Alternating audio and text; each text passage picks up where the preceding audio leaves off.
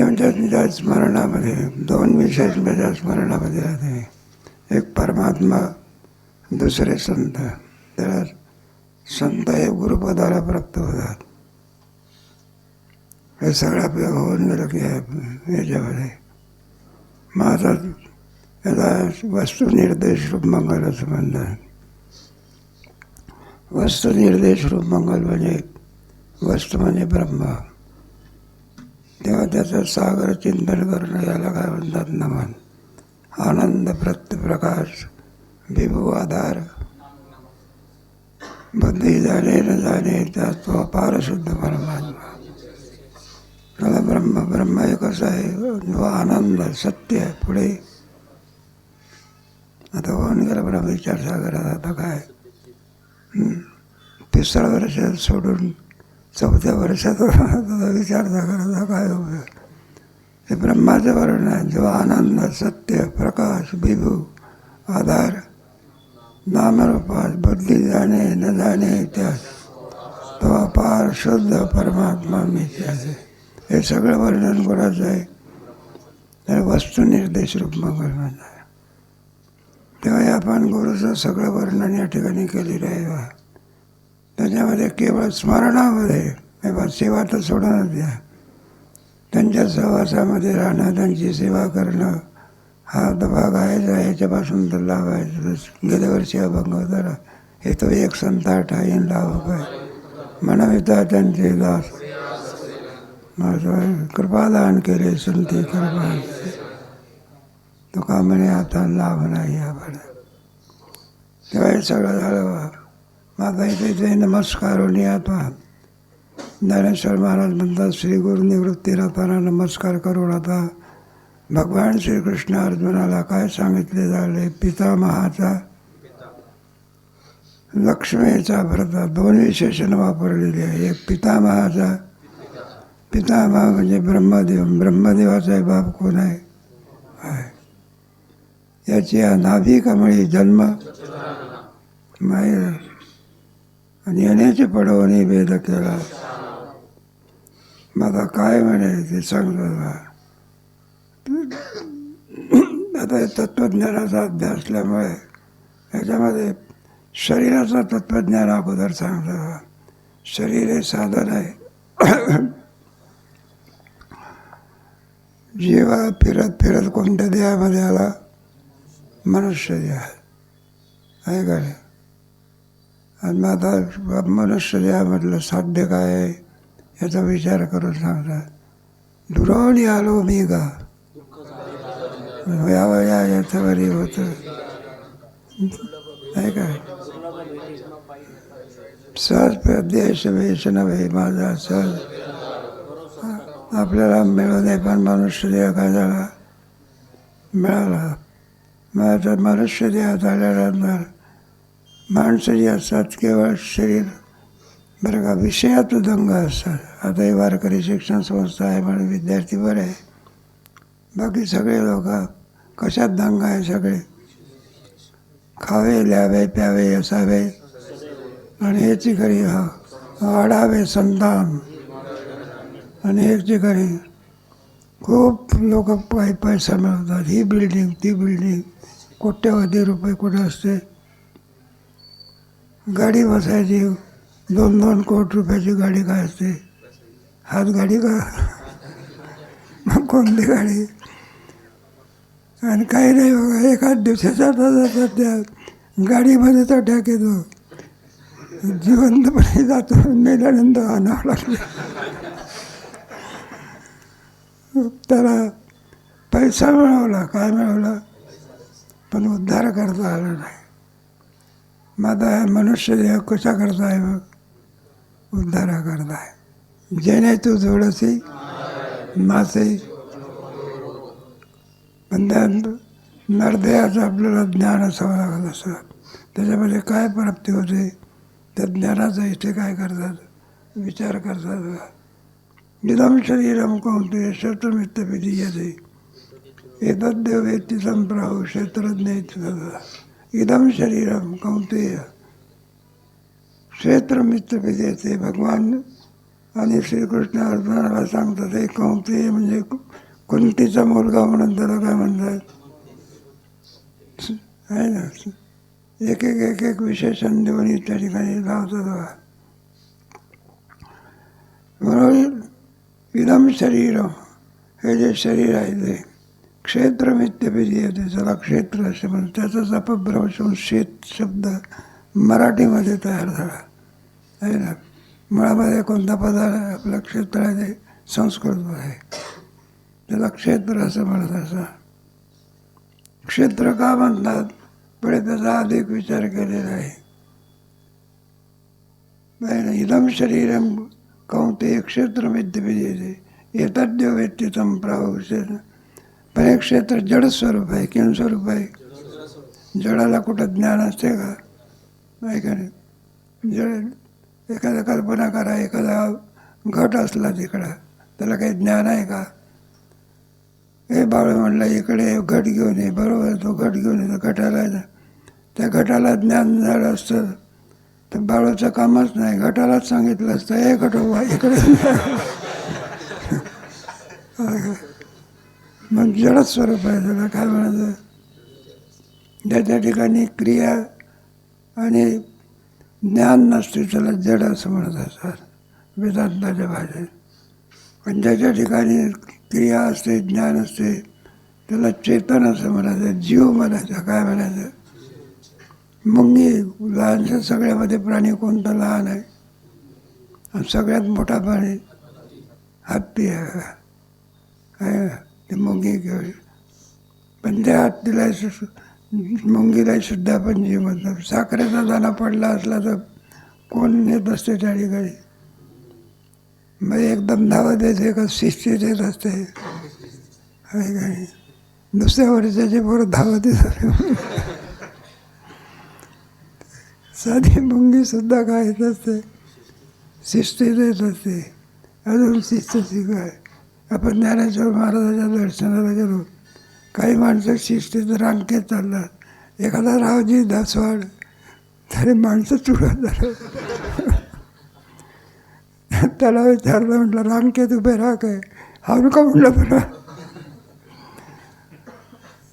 जाऊ दे आपलं दृष्टांत द्या सोडून. तेव्हा चेतन कोणाला म्हणायचं आणि लक्षामध्ये जड कोणाला म्हणायचं. मग शरीर हे चेतन आहे का जड आहे? जड आहे की हे कुठं चेतन आहे का? प्राण निघून गेल्यानंतर काही क्रिया होते काय जेवढं? काही नाही का? मग जड स्वरूप आहे. मग कोणाच्या सत्तेने चालतं? चाले शरीर आणि कोण बोलविते. मग जड जे कार्य करत आहे कोणाची तरी सत्ता असली पाहिजे. मग ज्याची सत्ता असते त्याला कुठंच म्हणायचा. काय म्हणायचं त्याला? कुठपत निर्विकार आहे नसते तर कोण चाले शरीर कोणाचे असते ते तुकोबारा म्हणतात. तुकोबाराने इतकं माहिती का एखादा माणूस म्हणायला लागला चाले शरीर कोणाची सत्ते, म्हटलं पायाच्या सत्तेने. मड्याला सुद्धा काय पायाचे प्रेताला. मग प्रेताला चालत जात असते मसनात का न्यावं लागते? एक माणूस नेत असतो का 4 माणसं लागते? जास्त ढेरी असेल तर, अरे ढेरी जास्त असेल तर 5 मन लाकडाचं काम चालते का 10 मन न्यावं लागते? मग जडच स्वरूप आहे. मग कोणाच्या सत्तेने चालते? डोळे कोणाच्या सत्तेने पाहतात? कान कोणाच्या सत्तेने ऐकतात? हे सगळी शरीराची हलनवलन चिलन क्रिया होत असते. कोणा पाहिजे? प्राण निघून गेला तर संप. प्राणही सुद्धा कोणाच्या सत्तेने का का असं आहे ना. प्राणाला सुद्धा कोणाचं बळ आहे? परमात्म्याचं बळ आहे. एक प्राणोपनिषद म्हणून आहे, त्याच्यामध्ये कसं विज्ञेसितम प्राणा, कोणाच्यामुळे प्राण कार्य करतो त्याला प्रश्नोपनिषद आहे. शकेन कट प्रश्न म्हणणं मांडोक्य उपनिषद आहे. डोळे कोणाच्या सत्तेने पाहतात? हे सर्व शरीर कोणाच्या सत्तेने काम करतात त्याच्यासाठी विचार केलेला आहे. म्हणून बरं का, इदम शरीरम कोणते क्षेत्र इत्यादी येते, त्याला क्षेत्र असं म्हणत असतात. आणि एतद्देव वेत्तीदं परं क्षेत्रज्ञ इतिदं परं. ज्याच्या सत्याने हे श्री चालत असते त्याला क्षेत्रज्ञ असं म्हणत असतात. आहे ना ज्ञ. आप तुमचे सर्वज्ञ. एखाद्या माणसाला काहीच येत नसतं आपण त्याला काय म्हणतो? आज्ञ असं म्हणतो. आणि भरपूर ज्ञान येत असेल तर सर्वज्ञ. ज्ञ शब्द कशाचा वाचक आहे? ज्ञानाचा वाचक आहे. म्हणून या क्षेत्राला जो जाणतो त्याला क्षेत्रज्ञ असा. क्षेत्रातल्या जाणार नाही. मग कोण जाणत असतो? जो जाणतो त्याला चेतन ना. त्याला कुठंच तर म्हणायचं. काय म्हणायचं? नाही बा, घटाला जाणत असतो का? मग आपण घट केवढा आहे का लक्षामध्ये? हे कोणाला कळते? घटाला कळते का आपल्याला कळते? म्हणून ज्ञेय आलं का लक्षामध्ये? जाणणारा कोणीतरी एक वेगळा असला पाहिजे. आहे ना. हे जडाचं जे ज्ञान होत असते ते जडाला ज्ञान होत असते का आपल्याला होत असते? ते आपल्याला होत असते. आंबा पिकला आहे का अजून पिकायचा? आंब्याला कळते का? आंब्याला कळत असतं तर त्यानं सांगितलं असतं दगड मारू नका, मी तुम्हाला. म्हणून कोणीतरी चेतन शक्ती असते त्याला क्षेत्रज्ञ असं म्हणतात. म्हणून शरीर आणि शरीराला जाणणारा जो असतो त्याला म्हणायचं क्षेत्रज्ञ.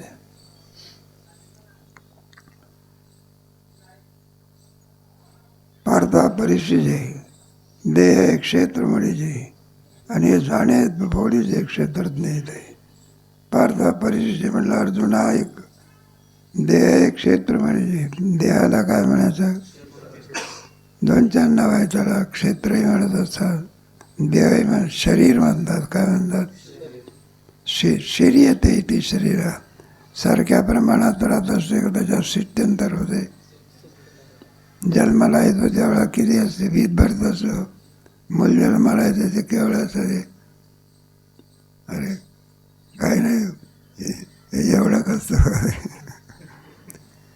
आणि पुढे मग 15-20 वर्षाचा झाला म्हणजे हे धडधाक करत आहे तसा राहतो, वाढतो. कसा वाढतो आपल्याला सुद्धा समजत नाही का? तरुणपणा कसा प्राप्त झाला कळतं का? पुढे म्हातारपणा कसा झाला. आपण लहान अवस्थेत होतो, बालावस्थेमध्ये होतो, आता तरुण झालो, आपल्याला कळतं का? तेव्हा हे जो जाणतो त्याला म्हणून त्याला देह असं म्हणत असतात. देह याचे म्हणजे जाण्याचं बोल जे क्षेत्र याला जो आणखी जाणत असतो. नेहमी ज्ञेयाहून ज्ञान घेणारा कोणीतरी वेगळा असावा लागतो. मग त्रिपुटी असावे लागला. ज्ञाता, ज्ञेय आणि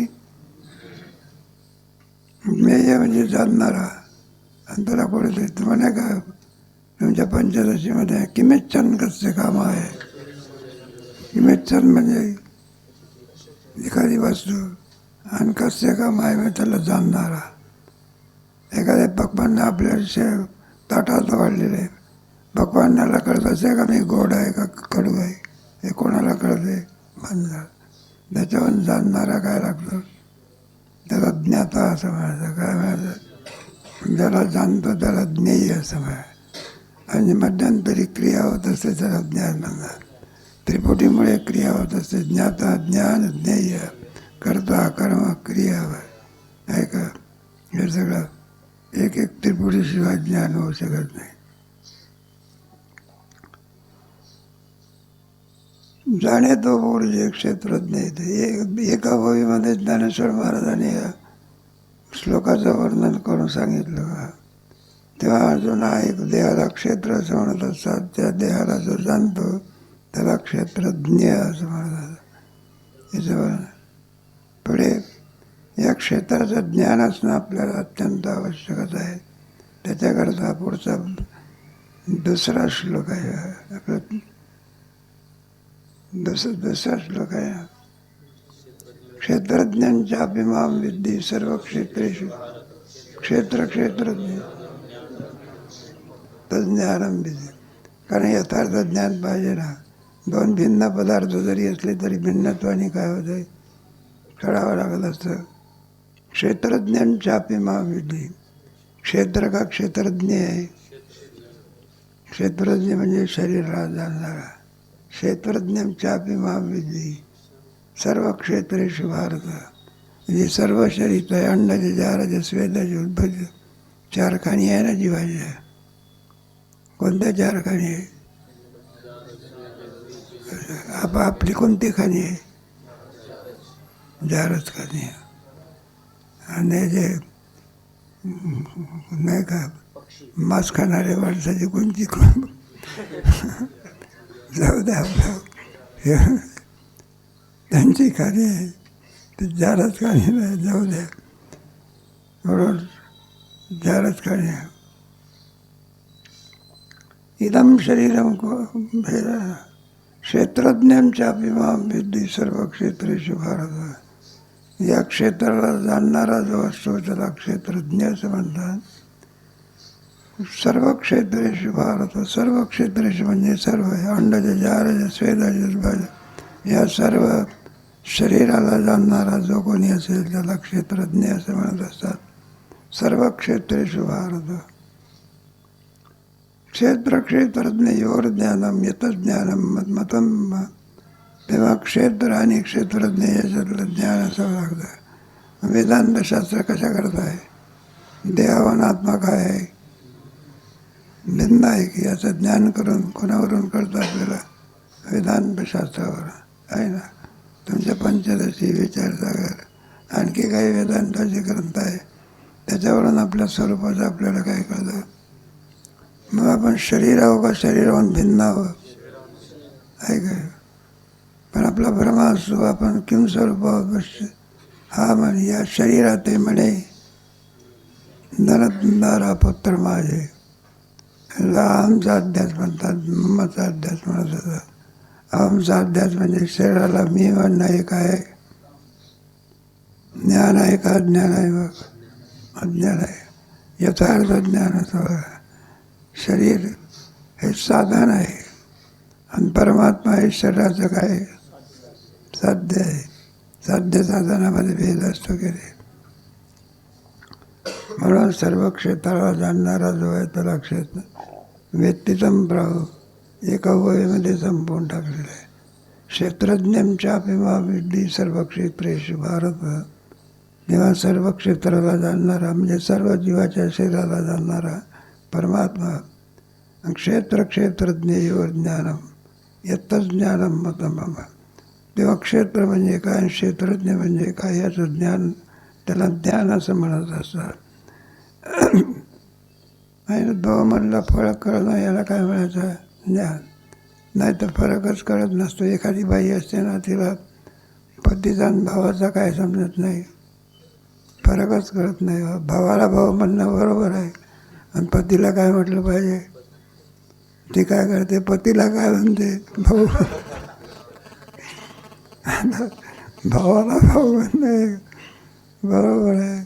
काय ते आपल्या पतीला दादा म्हणते. येड सर्व बाई म्हणतात. त्या दोघातला फरक कळत नाही, कळत नाही. तशीच तुम्ही आम्हाला सुद्धा काय शरीरालाच काय म्हणतो आपण? मिथ्या म्हणतो. शरीर आहे का? मग शरीरालाच मी म्हणणं आपलं हे शहाणपण आहे का वेडेपण आहे? या देहाते म्हणे मी धनपुत्र हे माझे परी काळाचे हो जयचा शिन तुझा. हे आपला एक आपल्याहून भिन्न आहे सगळे. मग शरीर हे पंचमहाभूतात आहे. अरे लक्षामध्ये आत्मा हा पंचभूत. तुमच्याचा विवेक होऊन गेले की आले का लक्षामध्ये? भूत विवेक झाला, त्याचप्रमाणे कोश विवेक झाला. भूत विवेक म्हणजे पृथ्वी आप तेज वायू आणि कोश म्हणजे अन्नमय कोश, प्राणमय कोश, विज्ञानमय कोश. हे योजन आत्मा तत्स्वरूप आहे का भिन्न आहे? तत्स्वरूप आहे का? नाही का? कोश कुठे? शरीराला अन्नमय कोश म्हणतात. कोणता कोश म्हणतात? मग त्याच्यामध्ये असलेल्या त्याचं हालतं चालतं म्हणून प्राणमय कोश. पुढे जड आहे ते, त्याला काही कळतं का प्राणाला? मग कोणाला कळतं? मनाला कळतं म्हणून मनोमय कोश. आणि त्याचं साधन कोणाच्या हातात आहे? बुद्धी. त्याला काय म्हणायचं? ज्ञानमय कोश. आणि सर्व ज्या ठिकाणी लीन होतात त्याला कोणता कोश मिळाला? आनंदमय कोश. आणि हा म्हणून जाणणारा कोण आहे? परमात्मा. म्हणून आत्मा कोश नसून किम स्वरूप आहे? आनंद स्वरूप आहे. ऐकारे पंचदशीच्या 3ऱ्या प्रकरणामध्ये गोड विचार भगवंतांनी सांगितलेला आहे. तेव्हा एक क्षेत्र, त्या क्षेत्राचा विचार, आणि या ठिकाणी काय आहे चाललेला आहे.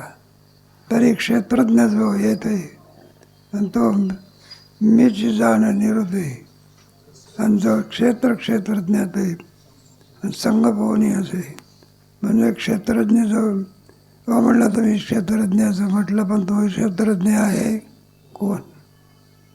एखादा मुलगा असतो ना, म्हटलं फार हुशार आहे, पण कोण पोरगा आहे? मग दृश्य पाहण्याची आवश्यकता असते. केवळ परोक्षाने काम भागात नाही. नुसत्या पकवानाचं नाव घेऊन पोट भरत असते का? मग ते कसे झाले पाहिजे? अपरोक्ष झाले पाहिजे, आहे का?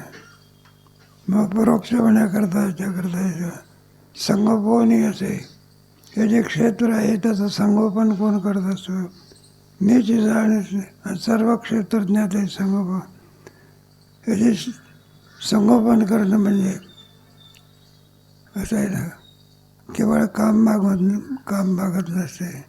संगोपन करणं म्हणजे त्याचं पोषण करणे. काय करणे? स्थिती पुढे पोषण, पुढे लय, असे 3 चीज आहेत. आपलं शरीर आहे, मग त्याचं संगोपन करावं लागते. संगोपन करणं नाही का? जेवायला आमंत्रण दिलं तर जेवणाची काय करावं लागते? तयारी करा. कोणीतरी आमंत्रण, मित्र भेटला, अरे म्हटलं पुष्कळ दिवसापासून भेटला तो, हे की म्हणलं आमच्याकडे जेवायला. आमंत्रण दिल्यामुळे तो जेवायला गेला. तिथे काय जरा विचारलं, म्हटलं कशा करता आला? म्हटलं मी जेवण्याकरता. तुम्ही म्हटलं ना उद्या येऊन जा म्हणून जेवायला. म्हटलं म्हणजे काय? जेवायला येऊन जा. जेवायला बोलवण्याच्या अगोदर स्वयंपाकाची काय करावं लागते? मग काय तुम्हाला जे असेल ते अगोदर जेवणाची तयारी करावी लागते. नंतर काय असते मग जेवण. तसं मूल जन्माला घातल्यानंतर त्याचा जगण्याचा विचार करावा लागतो. बाळा दुधा कोण आणि बाळ ही श्रीपती. मग उगीच मनुष्य जगत असतो का? जगण्याकरता लागणारे पदार्थ निर्माण करावे लागते, आहे का? मग गाईचं वासू जगण्याकरता गाईच्या स्तनामध्ये दूध कोण निर्माण करतं? म्हटलं ते आहे का नाही? म्हटलं ते गवताचं दूध होतं. ते गवताचं कुठं दूध होतं ते काय? गवताचं दूध झालं असतं तर फारच आहे का नाही? मग दूध होत असते गवताचं, पण ते कोणी खावं लागते? बैलांनी खाल्लं तर होत असते. गाईने खावं लागतं. ते कोणत्याही गाईनं खाल्लं तर गवताचं दूध होत असते का? जी वासराला जन्म देते, तिला जी वासराला जन्म देते, मग त्या अर्थी ती गाय दूध देते. कोणीतरी त्याचं पोषण करणारी शक्ती काय केली पाहिजे? मग तुकोबाराने म्हटलेलं आहे, बाळा दुधा कोण आणि वाढवी श्रीपती. तुका म्हणे त्याचे नाव विश्वंभर. त्याचं पोषण झालं. उगीच जेवढ्यावर काम अगोदर नाही का रे? मासोळी जन्माला घालायची असेल तर अगोदर काय निर्माण करावं लागतं? मासोळी का? मासोळी निर्माण केली तर मरून जाईल की तिथं. मग काय निर्माण करावं लागतं? पाणी. आणि नंतर कोण? मग त्याला पोषण म्हणतात, त्याला स्थिती असं म्हणतात. जन्म, उत्पत्ती, आणि पुढे काही कालपर्यंत ते शरीर राहत असतं, तोपर्यंत त्याला जगण्याकरता लागणाऱ्या वस्तू काय करावं लागतं? नाहीतर काय होईल मग ते?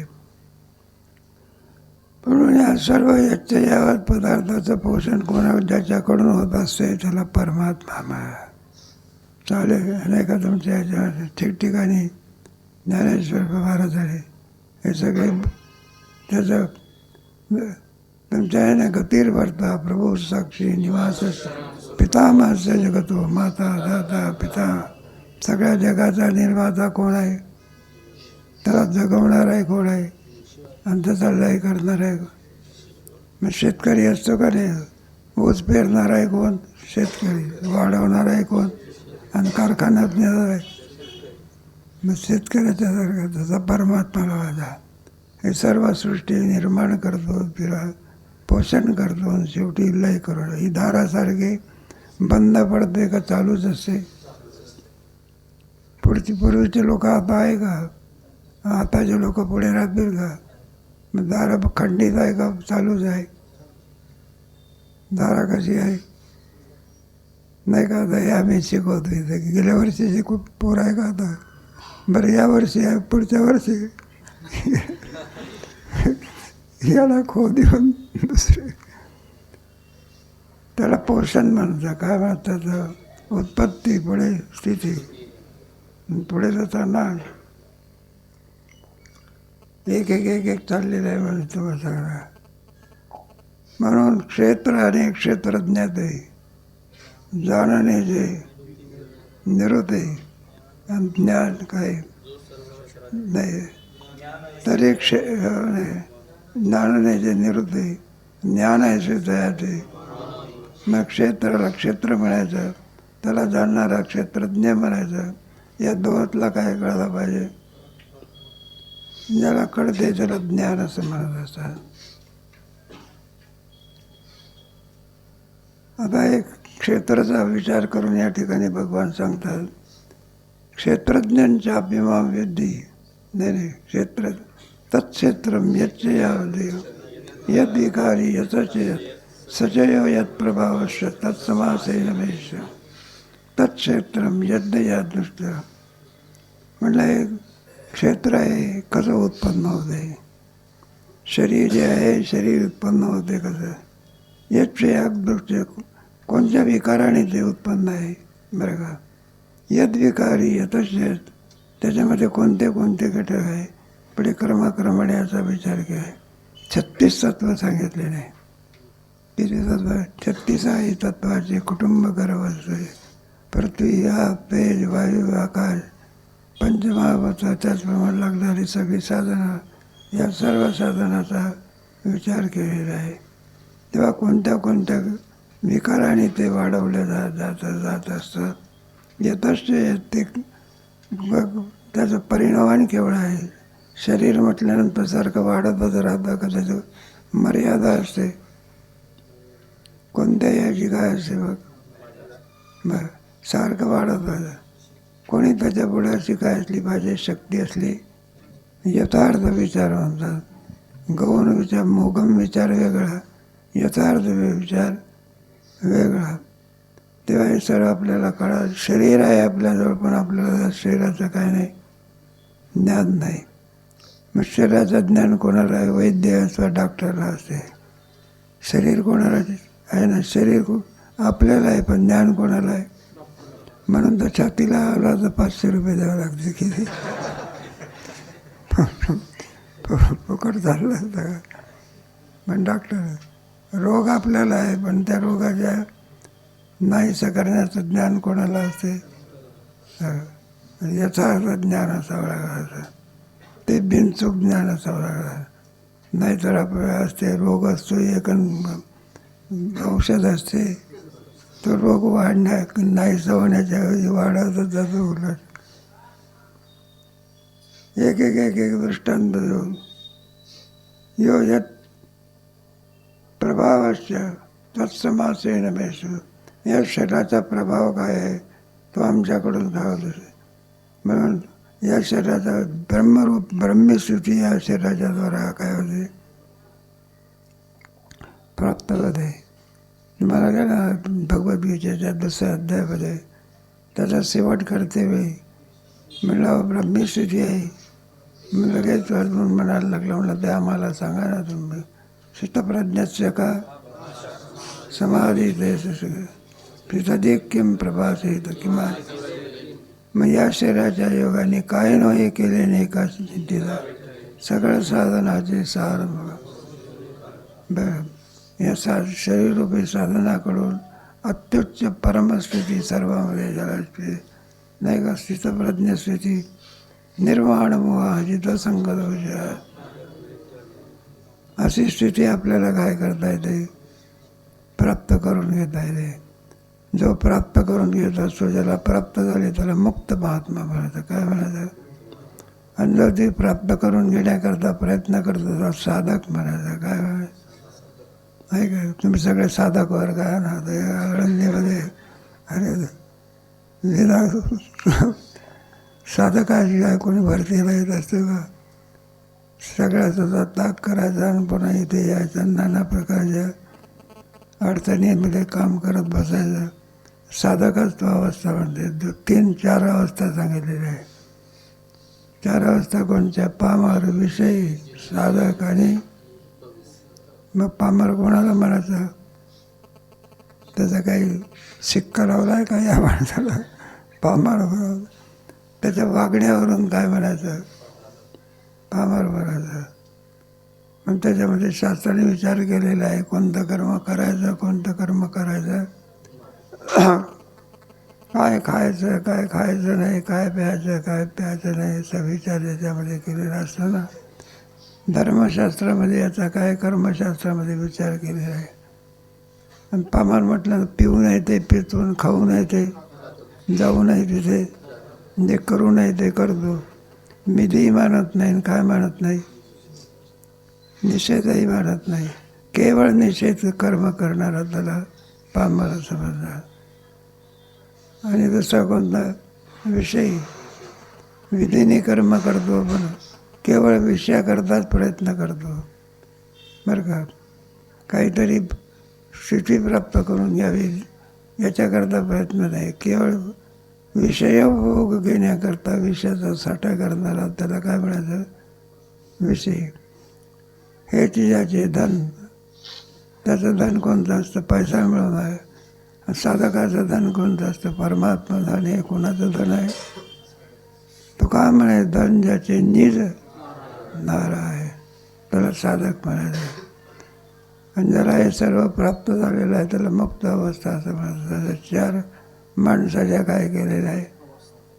मी आपल्या धर्मामध्ये वर्णाश्रमाप्रमाणे असते ते सोडून द्या. ब्राह्मण, क्षत्रिय, वैश्य, शूद्र जाती आहे ह्या काय. पण खरे वर्ग कोणते आहे? पामर पुढे, विषयी पुढे, साधक पुढे.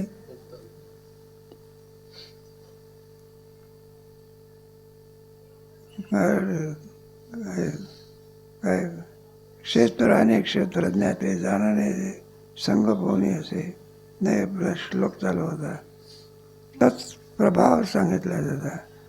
मनुष्य शरीराचा काय प्रभाव आहे? वाईट कर्म करूनही सुद्धा माणसाला कर्म केल्याचे फळ आपल्याला प्राप्त होते. नरकाधिक योनीमध्ये ते कर्म माणसाला काय करतं नाही का. एखाद्या माणसाला फाशी देत असले म्हणले काय माणूस राहावं? जिवंत माणसाला काय करते? फाशी देते. म्हणलं दुष्ट मनुष्य असला पाहिजे फाशी देताना. पण तो म्हणतो हे विनाकारण फाशी देतो का? याने फाशीसारखं काय केलेलं आहे? याचा गुन्हा सामान्य आहे का जबरदस्त गुन्हा आहे? त्या गुन्ह्याकरता याला काय दिली पाहिजे? दुसरं काय रे?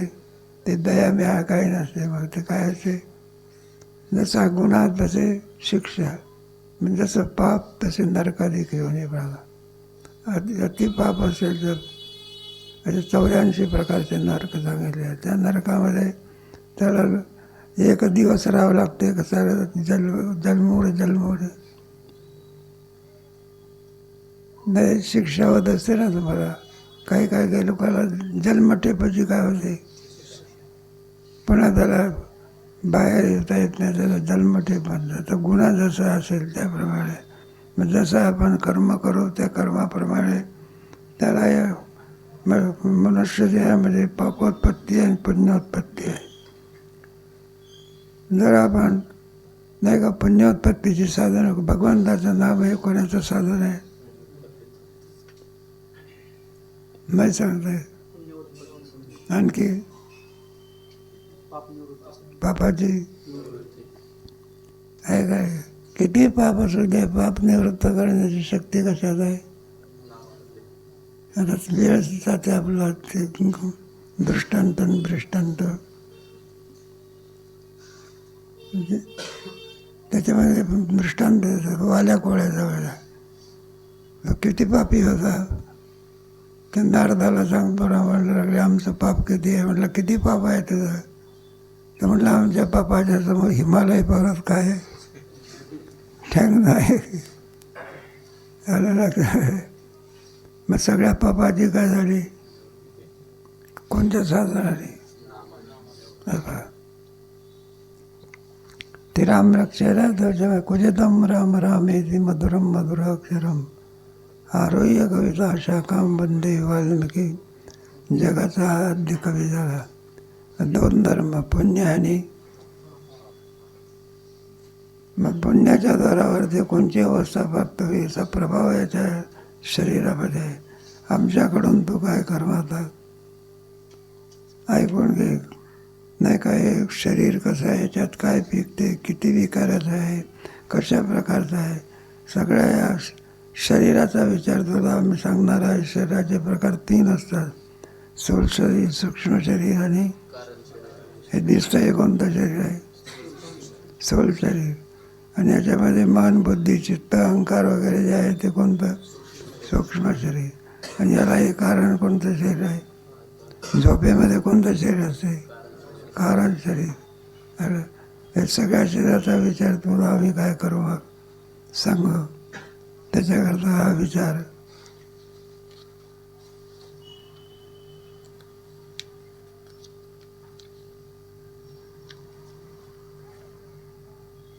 हा विचार पुढे भगवान काय करणार आहे सांगणार आहे.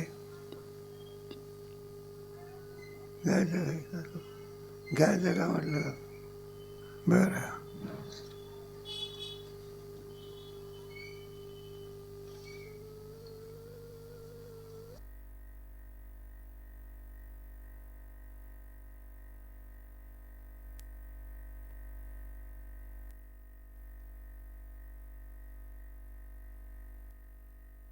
शरीर जने भावे त्याला शरीर आहे समज. देह द ती देह.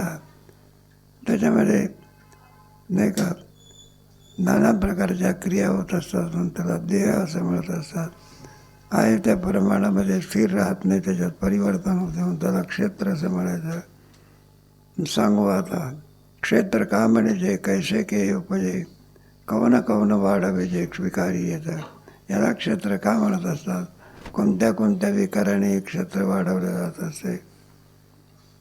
याचं परिमाण किती आहे? हे ओटा हात मोठा केवढे पा कौतुके. म्हणलं क्षेत्र हे केवढा अवता 8 बोट. आपल्या हाताने 3.5 हाताचं हे शरीर आहे. मग ते कोणाचं आहे असं? अवटा हात मोठा आणखी केवढे पा कौतुके. शरीराची काहीतरी मर्यादा ठेवलेली असते. त्या मर्यादित एखादा माणूस म्हणायला लागला मी फार धडधाकडचा, त्याची काहीतरी मर्यादा आहे. त्या मर्यादेमध्ये संपलं म्हणजे वाढ काय होत असते. एखादा आंब्याचं फळ आहे ते का वाढतच राहते का? ते फणसाचं फळ आहे का? ते त्याची मर्यादा किती असते? ज्याची जेवढी म्हणून हे विकारी असलेलं क्षेत्र केवढं आहे आमच्याकडून ऐकून घे. बराडकी पिके कोणाचे? ते जमिनीमध्ये प्रकार असतात ना. एखादी जमीन असते 5,000 रुपये काय तुमचे एकर मिळत असते. एखादी जमीन 50,000 रुपये एकर. आणि एखादी जमीन 5 लाख रुपये देऊनसुद्धा एकर फरक आहे. त्यांना म्हटलं इतका फरक का? तर म्हणलं हे जमीन म्हणजे काय आहे बरं का. म्हणलं आम्ही 5 लाख रुपये एकर सांगतो. ते म्हणलं ज्वारी पेरली तर ज्वारी तरी येतेच येते, पण बरं का म्हणलं दगड जरी पेरले तरी त्याला असे आमचे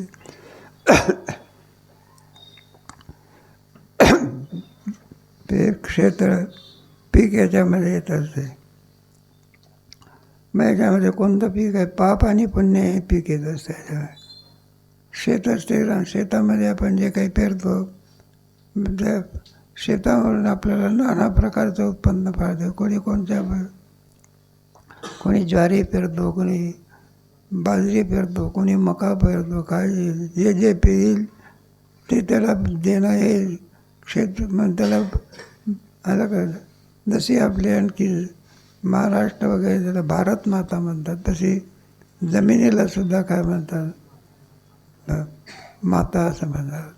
काय म्हणतात, ही सुद्धा कोण आहे. कारण तुम्हाला एक दाणा जो ज्वारीचा पेरल्यानंतर एवढं मोठं कधी प्राप्त करणार.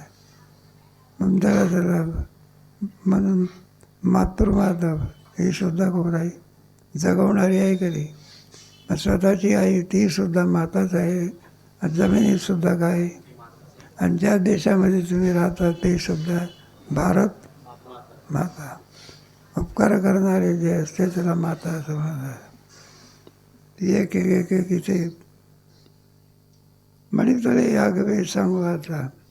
बरं का, बरड की पिके कोणाचे.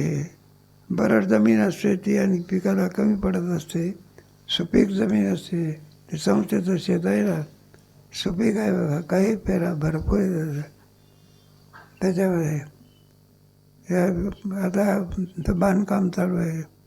पूर्वी हरभरा पेरला होता. इथून हा हरभरा त्या पुण्याला मंडीमध्ये देत असे.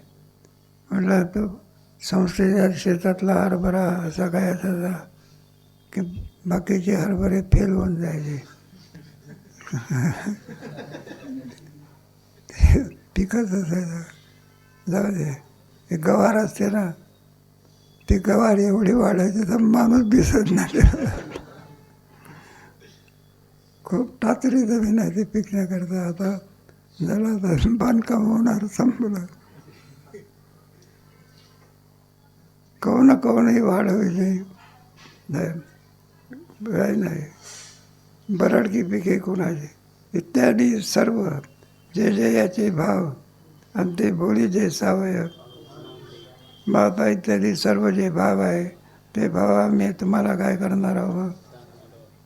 आणि जे बोली जे सावय तेव्हा तू चांगल्या प्रकारे सांगित असल्यामुळे नंतर आम्ही सांगायचं आणि तू झोपा काढायचा. तरी अवधान ऐकलंय. आणखी सांगणाऱ्या असलेला विषय कधी सांगू. तर पंचदशी तुमचे